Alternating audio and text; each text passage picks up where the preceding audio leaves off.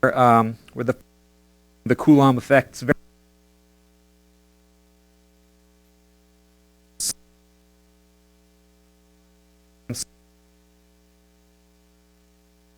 sort of as a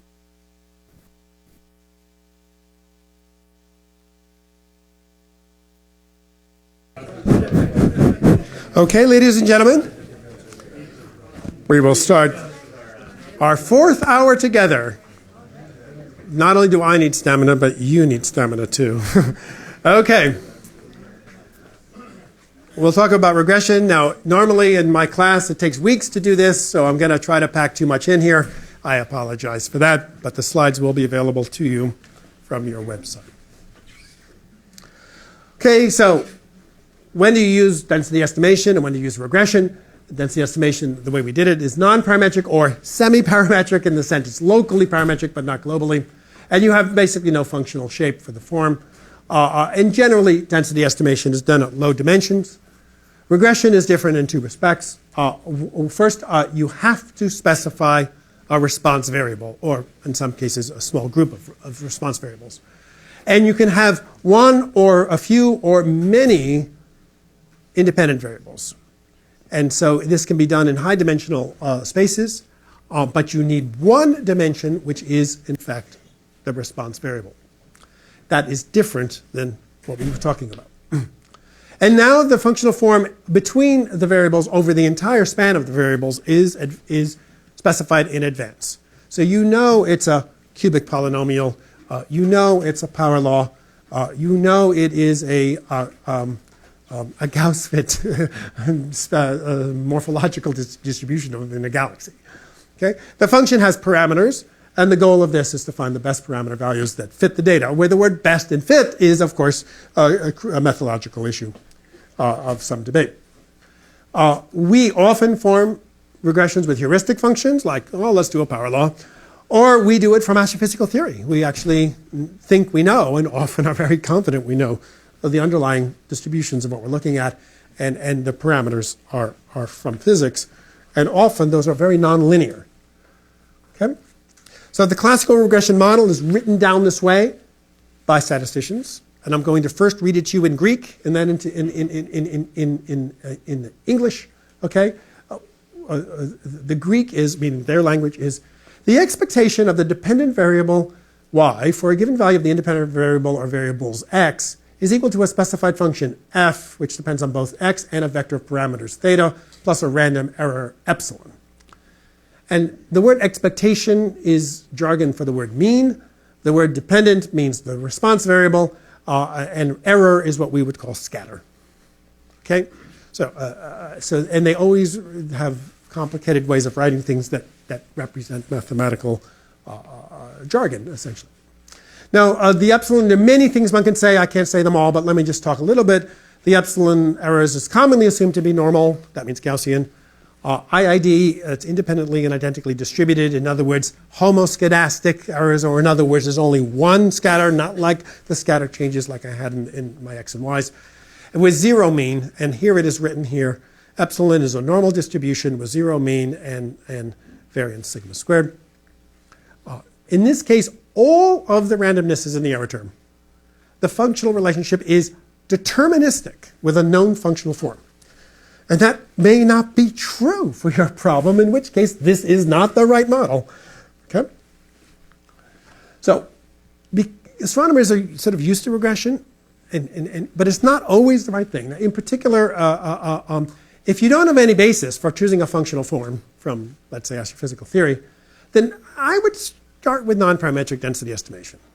Let your data speak for itself, rather than guessing ahead of time that it's linear. And also, this is not common, but sometimes, if there's no scientific basis for choosing a response variable, which is whether y depends on x or x on y, and of course x can have 20 variables, so any of the 20 variables, then you don't want to use the classical regression model where the response variable is specified. There are some other type regression-like models which do not.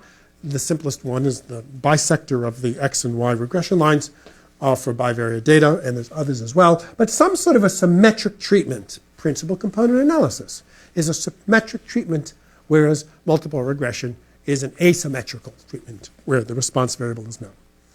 To give you an example, if you're doing photometric redshifts and you really want to know the redshift, then it's a regression. Redshift equals function of photometry. But if you're sort of saying, well, you know, I'm sort of studying starburst galaxies and there's some infrared and there's some radio and there's some X-rays and some morphology, I just want to know the relationships between them to understand starburst galaxies, then maybe you want to run a PCA and not specify a response variable. In particular, what I personally hate, or just makes me feel weird, is when you go to a telescope and you measure a new column of properties, and there's other columns that were measured by other people earlier, and you choose your new data to be the Y variable and how it depends on the previous variables. But it just depends on the historicity of astronomy. It's not science. It just doesn't make sense to do that.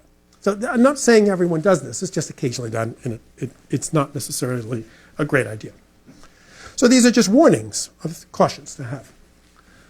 Now, the epsilon could be intrinsic to the underlying population. The quasars actually scatter about some line, and that's called a structural regression model, and there's mathematics and methodology for those, a lot of it.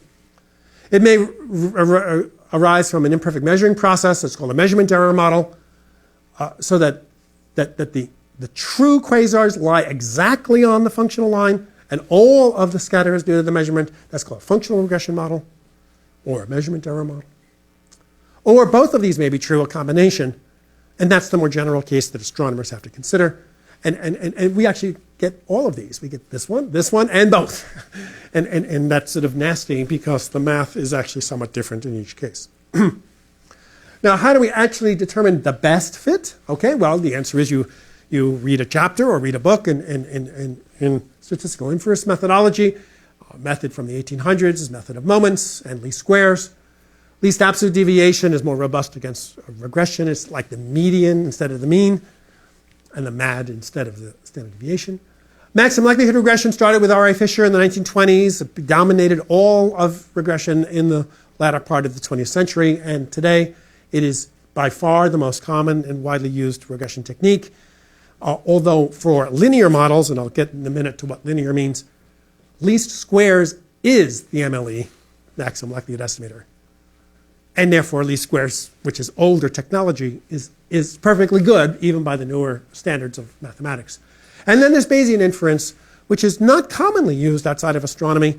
In astronomy, it's very popular, and I'll discuss on Friday why when it's probably a good idea, when it may not be a good idea, and why it just depends. One of the critical issues is my model complex enough or too complex? It's sometimes nicknamed Occam's razor. It comes from the Middle Ages. Very important to cosmology. Do we add a W dot term or not? Or a cosmic string term? In planetary astronomy, are there 3 or are there 4 or 5 planets orbiting a star? That's often highly controversial. Do I have an isothermal sphere or a truncated isothermal sphere? Okay, and often you don't have much information on these more elaborated versions of it, and you don't know when to stop and when to continue your model. Astronomers commonly use the reduced chi-squared. It should be 1.0 by the time you get a perfect model. But that is, in fact, an approximation to the BIC, which is much more commonly used. BIC, Bayesian Information Criterion, lives within maximum likelihood theory, and that is much more preferred. But there is a debate between the BIC, the AIC, and some others that shows that model selection is actually still a difficult topic among statisticians. When you finally think you have a model, I think Saku asked this question, how do you know it's any good? It could be a non-parametric model or a parametric model. And so we want to do goodness of fit tests. I'll talk about the Anderson Darling test, I think, on Friday, not today. And bootstrapping really helps a lot with confidence intervals of your parameters. But Anderson Darling is very useful if you have only one dimension involved. It's an alternate to the Kolmogorov-Smirnov test. But also graphical techniques. And I think I'll show you a little bit of that in the R examples, but not enough to really make it work. Here's the word on the word linear. Again, they use the word in a very specific way. That's not necessarily the way we use it. We would call that a linear function, right? B0 plus B1x plus epsilon scatter. And we call that nonlinear. It's quadratic. They call that one linear, that one linear, that one linear. Even exponentials linear, because it's linear in the coefficients. That's what they call linear. And there's a theory that, I mean, even Fourier analysis is linear, okay, if it's linear in the coefficients. And then there's a whole lot of theory about linear modeling, and particularly the MLE and least squares connection is very strong. Here are some nonlinear functions. The Pareto distribution, we call it power law, is nonlinear because that beta, the slope, is not linear. Why? Here's an isothermal sphere. That one there, beta 1, is nonlinear. Here's a sinusoid, but with a arbitrary phase, nonlinear. Here's a segmented linear. That's nonlinear. So the mathematics is less well-founded in terms of theorems. You still tend to use least squares technologies often to do it, but be aware that nonlinear regression is trickier than linear regression, where the theory is more solid. Now, I say the theory is solid. Here is a slide which I don't think I'm going to read through because it's too long and too technical, but it just gives you a sense of what I mean when I say they're theorems, okay? For some of the results in likelihood theory, you need to have the errors have to be this and that. The model has to be correctly specified, meaning you have the right functional form. You understand? It means that if you have the wrong functional form, your best fit parameters have no meaning. Another way of saying it, if reduced chi-squared is 3, you can't even estimate parameters. You can't estimate confidence. You can't do anything. So, I mean, as an editor in the Apogee, I see people talking about their parameters when they have a bad fit. And you can't talk about it yet. The theory requires the model be correctly specified. That's why D.R. Cox was so skeptical. Okay? You have to know the model's right for the math to be right, to be valid. But your whole goal is to find out whether it's good. So you sort of have a logical circle. You got to try it on a model, see if it works, and if it works, then you can estimate your parameters, and if not, stop early and don't say anything. Other than that, the model doesn't work. IID is a very important criterion in many of the theorems, not all of them, and linear independence in multivariate situations and some other. Ordinary least squares is the MLE for linear regression, where linear is that. It's a very broad sense of linear.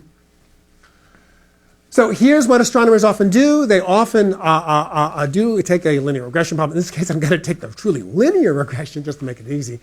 And they do a weighted least squares. They put in the denominator. They don't minimize the variance. They minimize the variance divided by a heteroscedastic weighting that's based on what we call the measurement error, or the square of the measurement error. And we call that chi-squared, and we minimize it. We call the method minimum chi-squared regression. So I want you to know that no statistician has heard of that term. It's not in the index of any stat book. There's only one statistician who ever writes about this, and his last time he wrote was 1980, and he was ostracized. He was gently criticized by very kind, distinguished professors, okay, who said, why don't you use likelihood instead? The chi-squared never tells you more and often tells you less than the likelihood. Okay. So all of this stuff here in numerical recipes that were in Bevington that were all taught is not used by anybody. Okay? And then there's a whole lot of reasons why not. It's like, it ends up this thing is not chi-square distributed except under good conditions, and there are a lot of conditions where it's not good. The degrees of freedom by which you get the confidence intervals means it only works under some conditions, not on others. There are all sorts of theorems that are not always violated, but are often violated. It was actually designed by Pearson in 1900 for a completely different problem than most astronomy problems. It's called the multinomial problem. Contingency tables with a predetermined number of categories. So if you have a continuous variable and you bin it up and chop it up and then you do chi-squared, we call it chi-squared regression, it's not correct, meaning the probabilities are not, they are chi-squared distributed, but with an unknown number of degrees of freedom. Theorem by Lehman and Chernoff, 1955. Those, by the way, are two of the most distinguished names in 20th century statistics. And and they don't even know how to write down this formula. There's 4 different denominators that are used by statisticians, Neyman's and Pearson's, and another one and another one, and there's even a 5th one, I think. And they don't do this. Weighted least squares is not done. Okay? So it's a big mess. So then, of course, well, then thank you very much for telling me that Bevington is wrong. And what do? Well, what you really have to do is read Brandon Kelly's article of 2007, maybe download his IDL code. And it's really just the beginning. It opens a door to an entire way of doing it through maximum likelihood theory, where the heteroscedastic measurement errors are integrated into the likelihood, but they don't determine it all. There's also other scatters. You can do nonlinearities and censoring and truncation as well, in principle, using his method. And I just think when he wrote down that likelihood, he really told us this is the way we should be doing regression in lieu of chi-squared minimization. By the way, chi-squared minimization is sometimes correct. Okay? It's not always wrong. It's certainly not always right. For those of us who are using XSpec or Sherpa to fit our models, which often rely on getting a chi-square fit, and then we publish said model in AppJ, for example, what approach should we be using politically, I guess, to resolve this issue? Well, I think what it really is that it's not always so wrong, and it probably does reasonably well, or we would have noticed this as a community. What we tend to do is we tend to notice the deficiencies when things get really complicated. So when chi-squared is 1.4, and we're not quite sure it's a good fit, and we don't quite know what to do about our confidence intervals at that point, and we have correlation between our errors, and chi-squared minimum plus 2.71 may not seem to be right, and then we end up driving ourselves to Bayesian inference. Okay? So really what it is we should be just driving ourselves away from weighted least squares and driving ourselves towards likelihoods. And one way of dealing with likelihoods is Bayesian inference. Another way is to maximize it, finding the mode of the likelihood, the best fit model. And both are very valuable approaches to likelihood studies. So I think the answer is we should move towards likelihoods. So the basics Cameron. with chi-squared, I mean, one of the reasons it's used is because when you say chi-squared, most astronomers know it, and it's easy to read through it. But it's often inferred, say for cosmology and whatnot, a lot of things are the chi-squareds that get put into a likelihood that's kind of a normal distribution. So as long as some of the assumptions where chi-squared typically holds, Yes. right, it's a framework that works reasonably well. Yes, it is often. With what the confidence limits are. Yes, in simple situations, the chi-squared is a valid approximation to MLE. That's right. In which case it works. But the problem is that astronomers often fall off cliffs or go into swamps because they find themselves in situations where it's not valid or it becomes too complex. It's like the tool it's like using an old-fashioned dull knife instead of a clever paring knife. It's not, doesn't have the capabilities of full MLE theory and Bayesian theory. But the same thing could be said, like we quote things as, say, 8 sigma or n sigma. I mean, that's inherently doing a very similar thing that's even worse, one might say. That's also discussed on Friday. Thank you, Cameron. Things are not black and white. Okay, but it is true that statisticians, when you talk about chi-square minimization, they don't understand you. And you say, well, it's easy, it's obvious, we do it all the time, don't you? And then they sort of say, excuse me, do you mean Pearson 1900? He says, but your experiment isn't that experiment. And then you go through these long discussions as to whether or not your experiment is close enough to that to warrant the use of this mathematics. And it's sort of like chi-squared regression did have a window of time in the 30s and 40s when it was being used. Sklutsky, 1920-something, promoted it as a regression technique.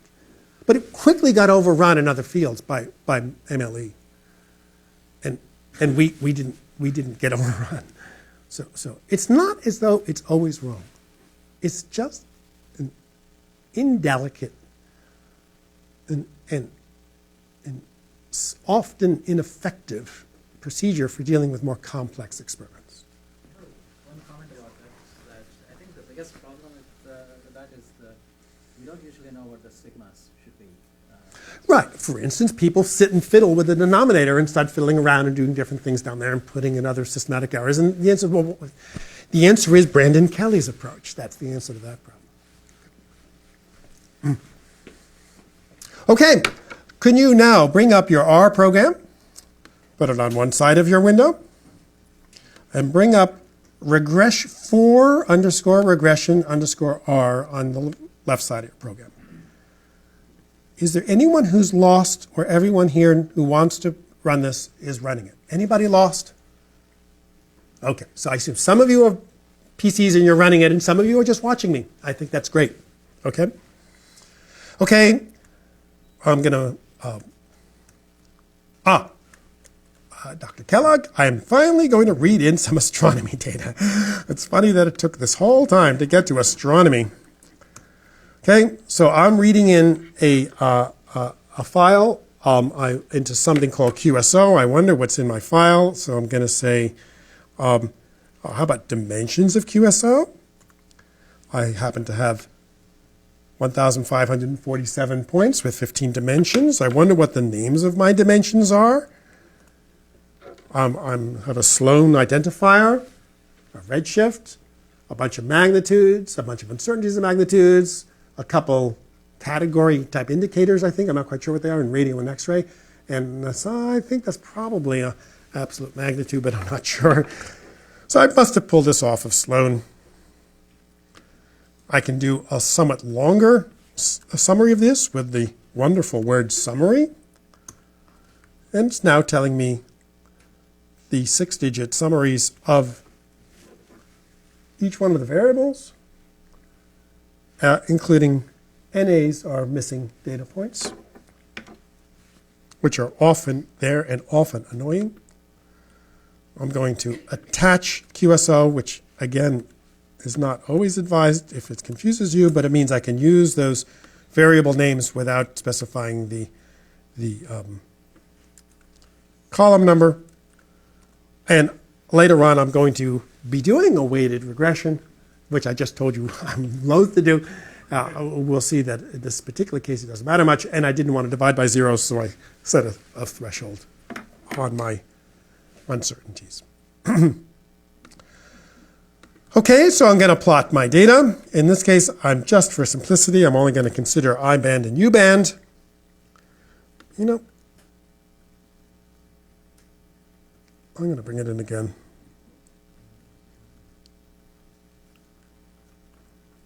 $1,700? How come I keep on getting a different number? We had this problem also yesterday. In principle, you can use our server to calculate. Maybe I can. That's pretty funny how it comes in differently every time. Change the URL. I personally don't care very much how big my data set is. So it doesn't matter to me. But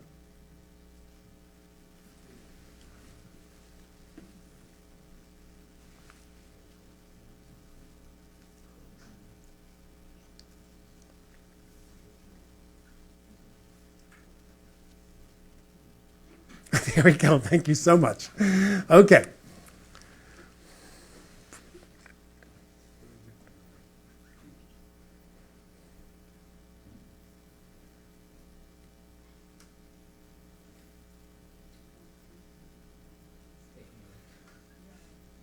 Yeah, as I recall, this is a fairly large table with many thousands of points, and so it is finally reading the full data set for me.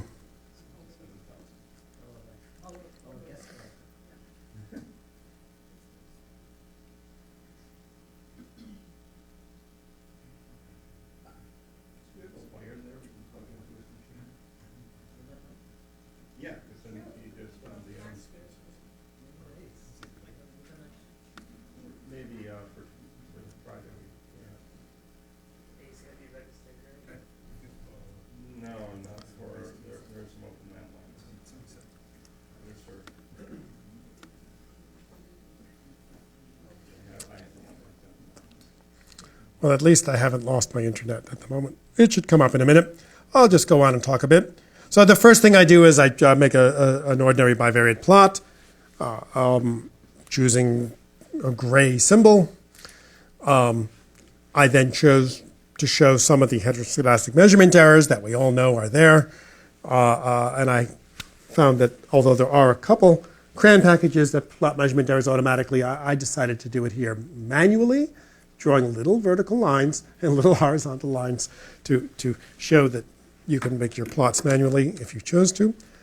I then did a bin kernel density estimator, 2 dimensions smooth of the two things, and I just did that to show a contour map, to show that there's so many data points that are hidden away that I needed to do a contour map just to sort of see where most of them are, because even with my grayscale, it was they overlapped too much. So the next thing I'm about to do in a minute, is a LM. We already did an LM before, but now we're doing an LM. The Y is now the squiggle. The tilde is critically important for saying this is a formula. And okay,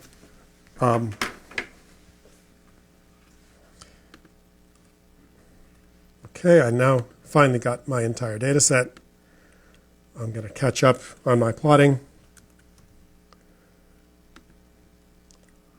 There are some plots. Oops.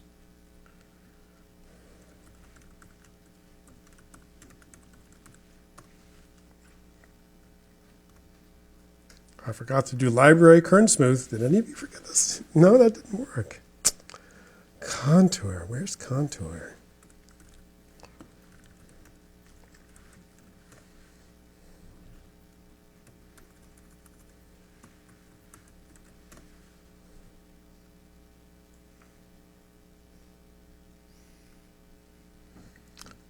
Contour.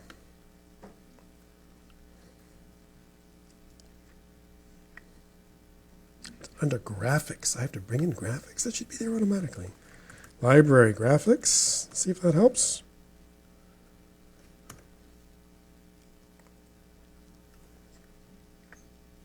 I don't know. I made a mistake here. Perhaps there's graphics. It's referring to your SMQSO variable you haven't set up. Because after you loaded the kernel at Kernel, you didn't recreate your, you didn't pull that. Thank you. No, that's not my problem. My problem is my BKDE didn't work. I knew that I had to bring in the library before we do that. No, you've got a nan or something. Yeah, I've got a nano, but why didn't I have that problem before? That's interesting. So I think I'll try any.omit equals true. Let's see if that helps. No. Help BDE, sorry. Help BKDE2D. Did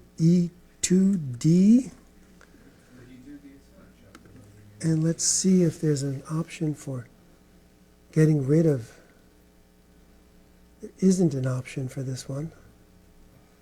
So I have to sort of get rid of them myself, I guess. Did you call attach on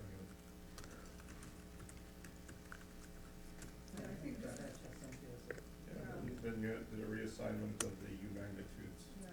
Ah, my attach was gone. Yeah, I've crashed so many times here that I'm a little confused. So thank you all for helping me here. So now I finally got my gold contours. There's my gold contours. It looked much better before. I don't know why my colors are different on this screen. But anyways, forget it.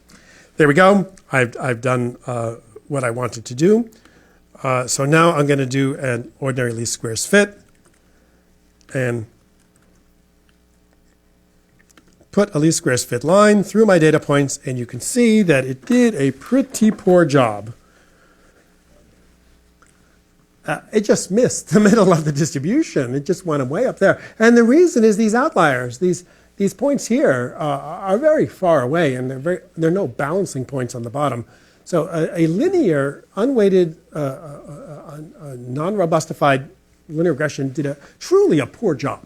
I mean, a really bad job.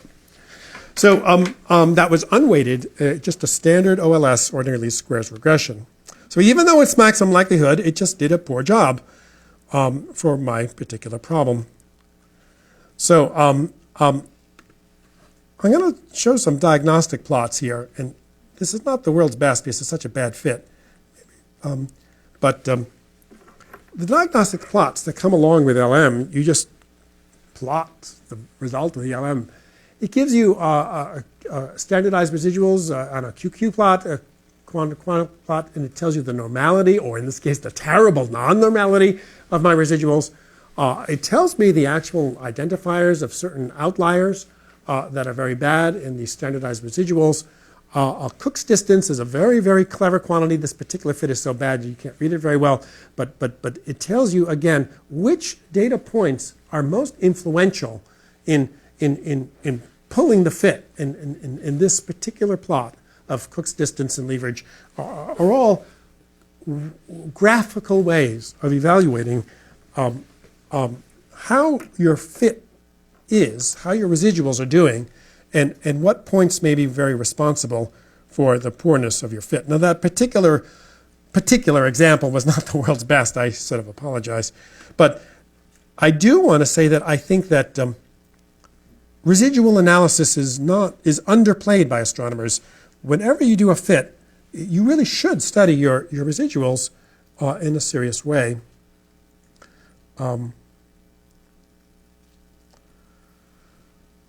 Oh gosh. My variable lengths are different. Something came wrong when I brought in my data set. So it's not quite right.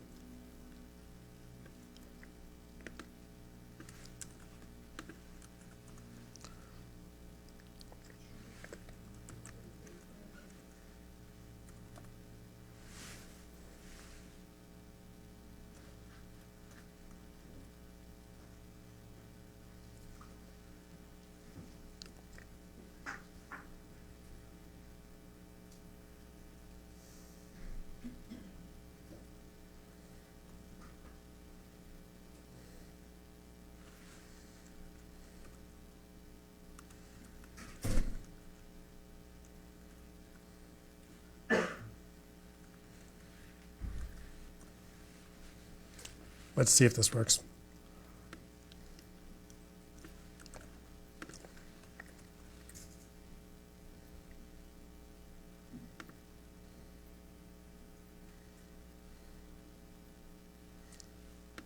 I'm just backtracking for a moment. I'll be with you in a second.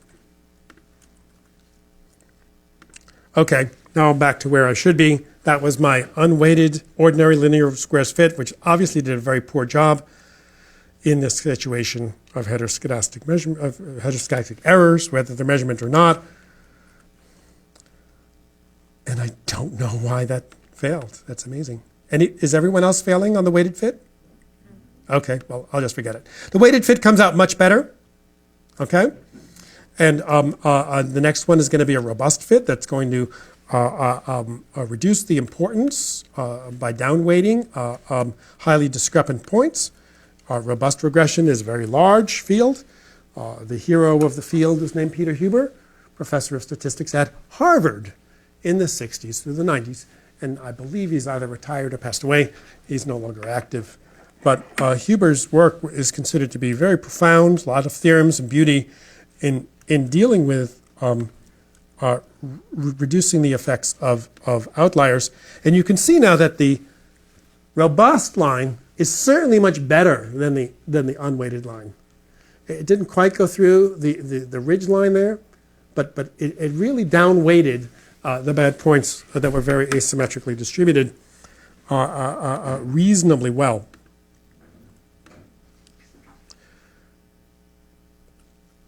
And now I'm going to combine, if it doesn't fail on me, a combination. Oh, it fails on me. Okay, something's wrong with my data set. But the the weighted robust fit was even better than the robust fit by itself, and that that showed up in a in a better line again. And I think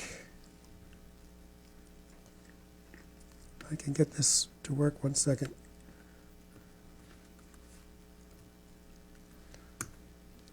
Yeah, this is a histogram of one of the outputs of the robust regression line. Most of the points, there's many thousands of points, are in this bin here that have unity weight. Those were untouched. And this shows that many hundreds, a few thousand points were down-weighted, 20%, 50%, and some are even down, almost 90% of their weight was removed because they were poor performers in the following the weighting specified by Huber's psi function, which is widely respected, it has a free parameter or two, for what is called robust regression. In this process, my little script here, I'm actually showing you a little bit of R exercising where I'm opening up two different windows, graphic windows. Dev.new opened up a new one, and it's number 3, and then I plotted a little plot over there, and then I went back to dev.to and then looked at that one, or in this case, saved it to disk. And you can have several windows up at the same time and juggle between them using device. You can help any of these things. Help device.new, and it will give you a series of R functions that help you manipulate what graphics you have. You could even turn them all off according to this. So you don't constantly have to overwrite your graphs, particularly when you get one you like. You can keep it. Okay, I'm on the last portion of my regression effort. I'm going to read in another table. Hopefully it will work for me. It's a small table. And I read in a table that has 58 points. 2 variables, one called radius and one called surface magnitude. It's the radial surface brightness distribution of an elliptical galaxy. In this case, the galaxy is in the Virgo cluster, and this is rather famous work by Professor John Cormandy some years ago. So I'm now going to do a nonlinear fit. In this case, most cases we do nonlinear fits from astrophysical models. In this case, it's actually a heuristic model from Sirchik in the 1960s. But for some reason, everyone loves the Sirchik model for elliptical galaxies, so everyone thinks it's right. You'll see it works pretty nice. And here it is, minus 2.5 log 10. That's the conversion from magnitudes to linear units. And this n factor is a very nonlinear factor, and the radius is another nonlinear factor, and RE is another linear. So radius is the variable, and RE is another parameter. So there's 2 or 3 parameters in a very nonlinear function, which I then put into a. In this case, I could have put this into a function ahead of time, as in something equals function with this formula. In this case, it was so short, I just plopped it in to the tilde. I just said surface magnitude is tilde, and there's I just typed it in. I typed in the function. I said, please use the data set called that, and I had to tell it where to start. In this case, nonlinear regression wants a starting guess of what the values are. And let's see if it did it. It took a few iterations, but it solved it and found converged on some parameters. And I can take a look at that with summary command. There's my estimated value of the 3 parameters. There's the standard error, estimated standard error of those. Here's the probability that I need them, and this is all very significant. The residual standard error of the fit, This is all very useful for diagnostics to know whether you have a good fit and for comparing fits. In this case, it told me the degrees of freedom. It took me 5 iterations. Here's my tolerance of convergence. Here's some numbers that I might need later on. For instance, if I want to calculate the BIC or the AIC, I would need the log likelihood of the fit. So let's just see what it looks like. I'm going to plot the radial profile of surface brightness and put on, using lines, the curve. And I must admit, it looks awfully nice. I chose to plot R in linear units. Often they use R to the 1/4 units, but n is no longer 4. So I chose this. There's the surface magnitude. Looks like a very nice fit. Thank you very much. And then I chose 2 other elliptical galaxies from the same data set just to show the real power of it is, that's funny, is it really fits different elliptical galaxies with the same formula rather nicely. See? Little short stubby galaxies are fit, and then big galaxies are fit, and intermediate galaxies are fit. And this was a nice little addition here. I used the R command function called legend for that. Legend is quite complicated, has lots of options, and it often is a nice addition to graphs. I'm using different symbols. I could easily use different colors. But going back to Ed and Saku, who've asked this already, how do I know it's a good fit? Let me look at the residuals. Residual analysis is very important. Please always look at your residuals. And all I could say, what did I do? I used a smoother. That happens to be Friedman's super smoother, but it's one of the regressions, local regressions. And boy, oh boy, it is certainly not an excellent fit, a perfect fit. It looked pretty good on the linear graph. The amplitude of this residual problem is fairly small.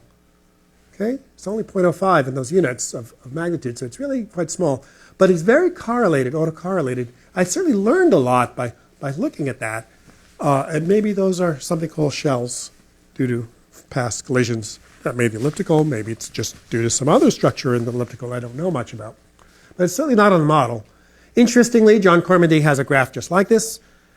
Identical to this. He has a graph just like this in his famous Apj supplement paper that talks about the residual problems and the characteristics of elliptical galaxies. The only thing that he did differently is he didn't do MLE, he didn't do a likelihood theory, so he guessed on the parameter confidence intervals. He got the same values of n that I got in parameters, but he got like several times bigger error bars on his parameters because he didn't know how to do it. And you read his text, he sort of made something up, and this doesn't make something up. This is based on likelihood theory, and it's getting error bars that are much smaller than he got. And I've never told John this. He's not a friend of mine. I don't know him. But I should tell him that, 20 years ago you wrote a paper, your error bars were too big. You actually got better results than you think. They were really good results, and they were better than you think. And one question, again, about the residuals is are they normally distributed? We just saw they're autocorrelated, but they're actually normally distributed. So this is the QQ plot, quantile, normal, quantile plot for the residuals, showing that, in fact, they're normally distributed even though they're autocorrelated. So you can actually have to check both aspects of residuals after regressions. Both, whether you have Gaussian. If you miss some broad scale structure, you would get some big curvature here, or really departures there, really big. And if you missed, what we have is correct large scale structure, but we miss small scale structure. You can see the ripple. And that showed up in the autocorrelation plot, but not in the QQ plot, which is sort of interesting. I didn't know that could happen. And then we can say that, well, I'm not sure I like likelihood theory. I trust it for my measurement errors. Let me see if I can. Okay, this is. I'm not going to break myself again. Hold on a second. Let's just see that I'm here. Yes, I'm alive. Okay, so now I'm going to go to Belgium and pull down a new package that I called NLS Tools. So nonlinear least squares is a complicated program. There's a book on how to use NLS by Springer, and some people wrote sort of add-on packages to NLS, which is already a package. And sure enough, here it is. This particular one is half a megabyte of R code, so it's moderately sized. I happen to choose it to download it from Belgium. You can download it from Massachusetts, as you wish. And I did that so I can get this toolbox.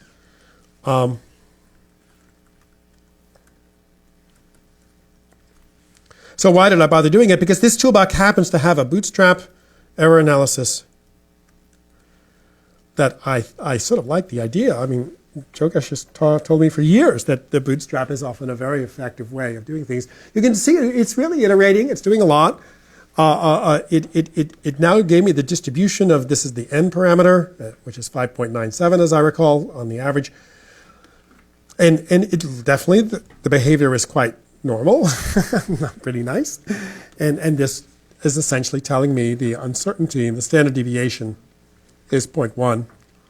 And I can compare the bootstrap standard deviation with the bootstrap confidence intervals with the standard deviation from likelihood theory. This is based on the Fisher information matrix, which is sort of the theory of regression, particularly for nonlinear functions. You don't. The theory may not be that applicable, and checking things with bootstrap is a good idea. Well, ladies and gentlemen, although albeit I did have some hassles, I do apologize for my hassles, but I'm only 5 minutes late, and therefore I'm going to close my presentation, but I'm going to stay here for questions and comments. You can ask questions and comments on non-parametric density estimation, which is sort of curve fitting without global formulas, and regression, curve fitting with global formulas. Okay, thank you. Sir. I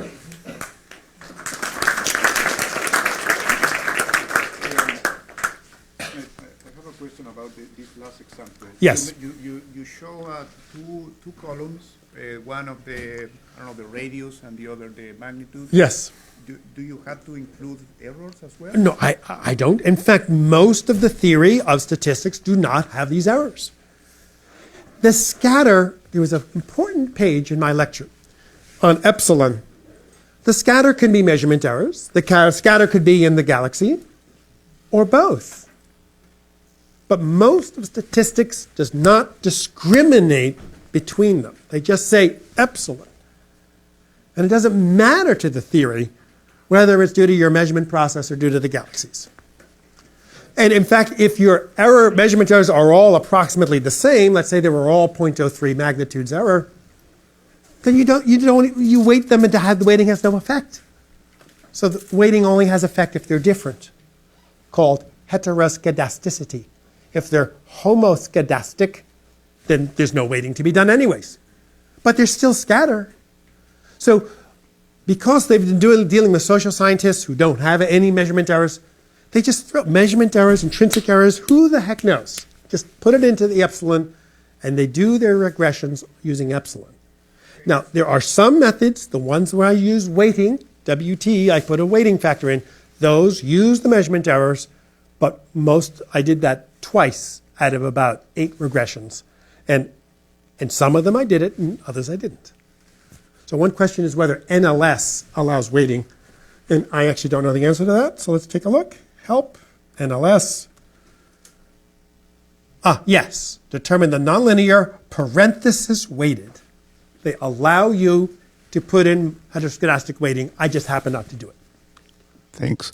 But in a certain way, you could say that the errors that the method assumes, in a certain sense, is given by the dispersion respect to the model that you have given now. Yes. If you have used a very poor, just a constant model, for example, you could have guessed Yes. much more errors. One in of a the certain parameters is the variance of epsilon. sense.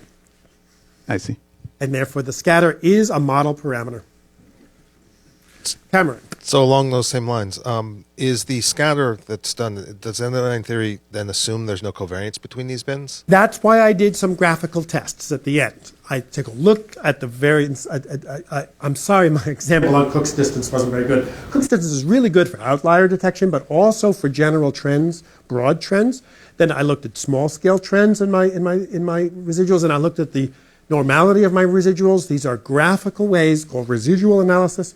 There's a lovely book by someone on Schieffer that in the Springer series that's very elementary. It's made for undergraduates on regression with chapters and chapters on residual analysis, mostly graphical, meaning there are no theorems. You just look, and you look at it, and you see whether or not you like your residuals, and then there's certain parameters, particularly.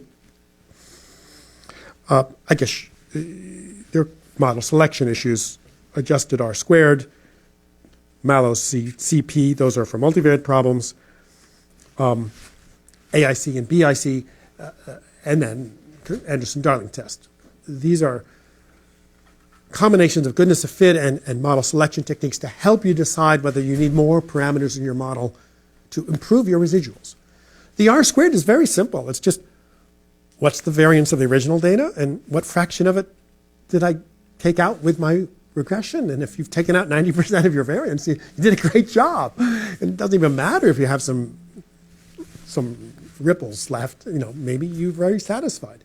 Maybe your science is entirely in those 0.05 magnitude ripples. You didn't even care about what n is. I don't know what you're going for. You're a scientist with a goal, many goals perhaps. And residual analysis, goodness of fit, are all important elements after you've done your best fit modeling.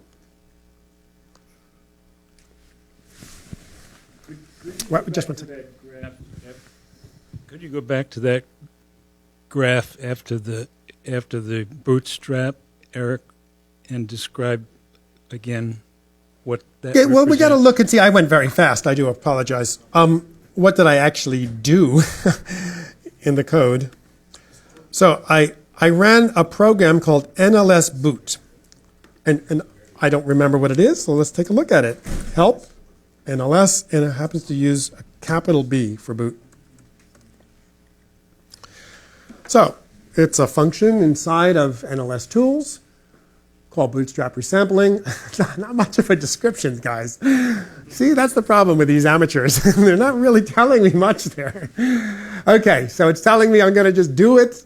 I'm going to take the object from the NLS, and I'm just going to iterate it for 1,000 times and do 1,000 things. So it's not really telling me much of it.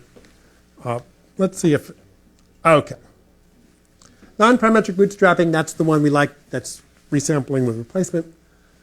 Mean-centered residuals are bootstrapped. They're not bootstrapping the values, they're bootstrapping the residuals. That's a subtlety that's quite important for the statistician. Okay.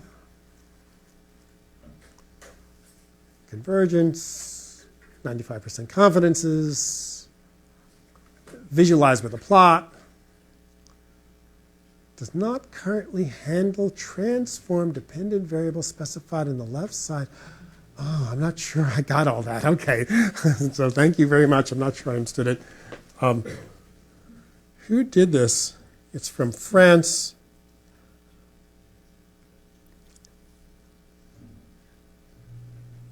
Okay, although I don't know the authors, I do know this book, Statistical Tools for Nonlinear Regression, A Practical Guide with S plus and R Examples, relatively early book by Springer. I've read this book. Also, the theory comes from another book, Nonlinear Regression Analysis and Its Applications, published by Wiley, which is one of the top presses. And I must admit, it makes me realize I should probably look at that book. I'm a statistician. I should sort of have glanced through this book sometime, and I really haven't. So that's sort of interesting, that I learned something, but, that's where the real methodology is being described. A small follow-up for that one. So if you scroll up, it talks about fitting, but you are in this example you were. Oh, sorry, down again. Ah, right there. Right. Stop. No, okay. That I think. No, This is not the real program. It's NLS is the one that actually does the heavy lifting. Is actually doing it. So let's just glance at the documentation for NLS. Okay. So for instance, let's just see what comes out of NLS. It's a very complicated list. So my question is basically, how does it know what exactly to do? I mean, you're using it, different types of. You mean how is it doing the computation? Yeah, how does it know to repeat the exact same thing? Are you asking, is it using Leverett Marquardt or something like that? Is that the question? Or whatever it is that NLS is using. All it is doing is taking as many samples, but it's taking the samples randomly. Yeah, that was the bootstrap. It ends up the original algorithm as a Gauss-Newton algorithm.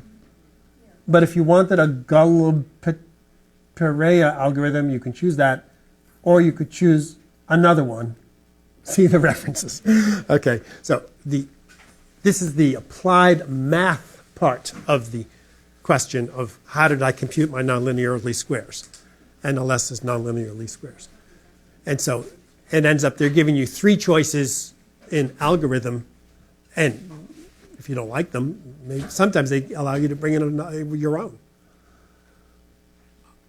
And then, as Saku described, it then bootstrapped it 1,000 times. It just did 1,000 of them with resampled of the original data and just took a look how that, in this case, the n parameter varied, and it gave you a confidence interval that was somewhat different than the one from the Fisher information matrix. And I would probably say it's better, more reliable than the more general theory of Fisher information theory. Because it's such a nonlinear function. My old question about types of data files that you could input, like FITS files, for example? Yes, thank you. Let's see if I can remember it.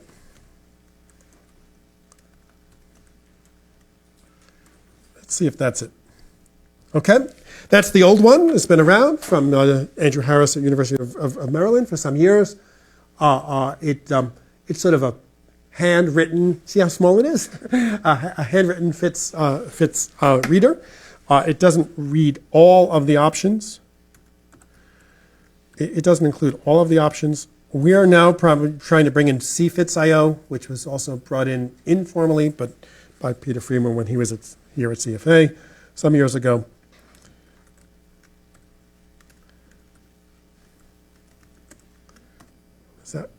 So this is the old one. This reads a single image. It doesn't read hierarchical. It doesn't read complicated FITS files or binary table in a very simple way. It reads them one at a time. It's not bad. It's a little slow, but it's okay. But it's not the IAU approved code.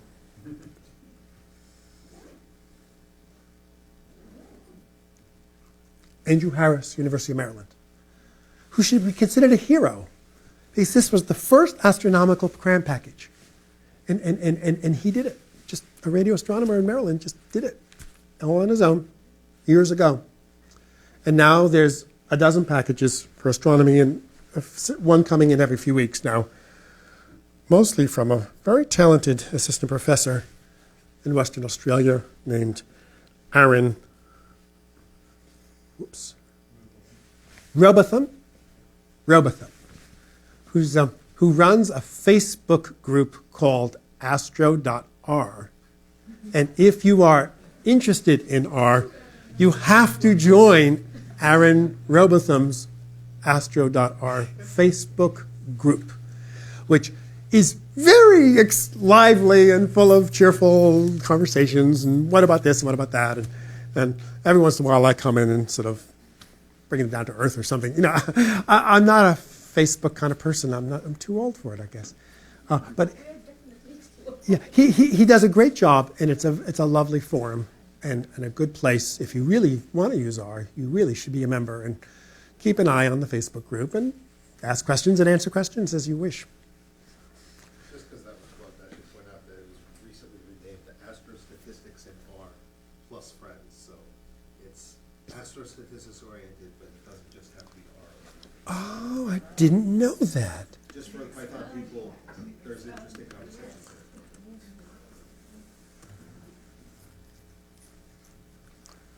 Okay, well, it's in Facebook though, and Aaron Robotham is sort of doing what I'm doing and Joe Hilby are doing. He's trying to help the community improve its statistical treatments. He has lovely lectures on Bayesian inference as well that are online. Questions? More questions? Yes, we will. Thank you. We will meet at 4 o'clock tomorrow. Oh, for the colloquium. Oh yes, if you want to hear something about star formation, you're welcome to join me. But many of And you then will again not be interested, and it's a different crowd, I suspect. And then But- again at 9 o'clock on Friday. So, Okay, thanks very much. See you on Friday. thanks, Eric.